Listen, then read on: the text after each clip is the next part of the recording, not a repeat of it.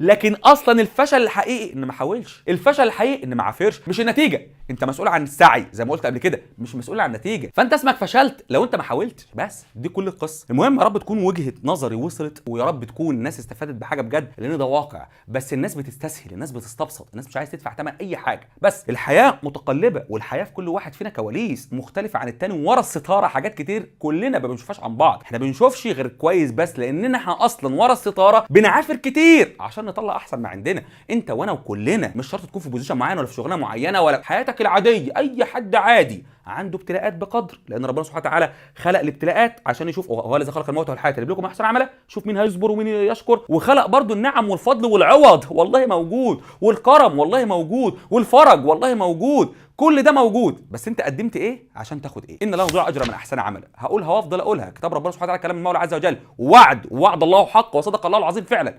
ان لا نضيع اجر من احسن عملا، لا نضيع اجر مين يا رب؟ من احسن عمل، من اتقن العمل. مين يا رب؟ اللي حاول ويعافر. مين يا رب؟ اللي صبر.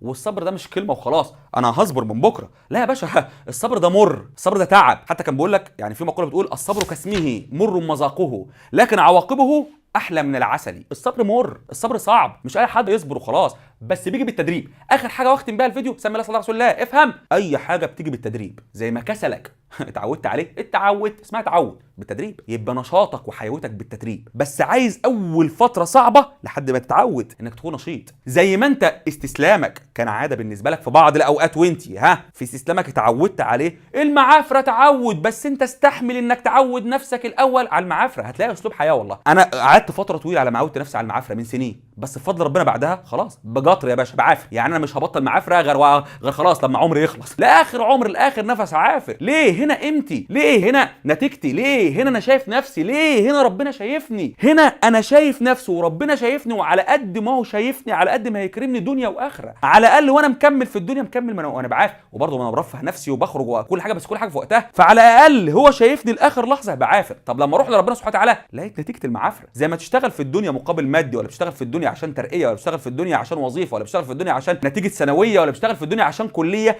ده حصيله تعبك في ده. الاخره برضه الجنه عايزه حصيله تعب، وعايزه حصيله عباده، وعايزه حصيله حسنات، وعايزه حصيله صبر على الابتلاءات، وعايزه حصيله وقوه علشان توصل لدرجات هناك برضه. زي ما من الاخر كل حاجه في الدنيا لها مقابل، الجنه ليها مقابل. وسعيك واجتهادك ومعافرتك وابتلاءاتك دول لو انت حولت نيتك انهم لله عليهم حسنات من ضمن العباده. واسال لو انت شكرت وصبرت وكنت راضي وعافرت وكملت، حسنات. واسال ربنا يقويكم ويرضيكم ويرضيكم، ربنا يسر اموركم ويسعد قلوبكم، احلامكم وفرج همومكم، ويرزقكم الرشد والرشاد.